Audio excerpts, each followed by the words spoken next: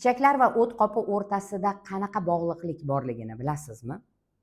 O't suyuqligi, ya'ni safro, jigarda doimiy ravishda ishlab chiqariladi. O't qopida to'planadi. Ovqatlanganda o't yo'llari orqali 12 barmoqli ichakka tushadi.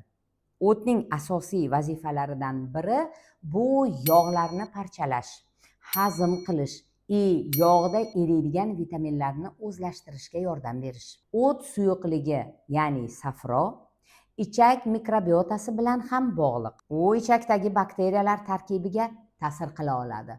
Bakteriyalar esa o'z navbatida o't suyuqligini o'zgartira oladi. Yana o't kislotalari ichak motorikasi faoliyatida ham, uning shilliq qavati faoliyatida ham ishtirok etadi. Agar o'tning ichakka oqishi buzilsa, yog'larni hazm qilish qiyinlashadi. Ovqatdan keyin og'irlik hissi paydo bo'ladi. Diskomfort, ya'ni noqulaylik kuchayadi. Qabziyat paydo bo'ladi. Jigar, o't suyuqligi, o't qopi, o't yo'llari, ichak mikrobiota. Bu yagona bitta sistema. Sizda bu tizim qanday ishlayapti?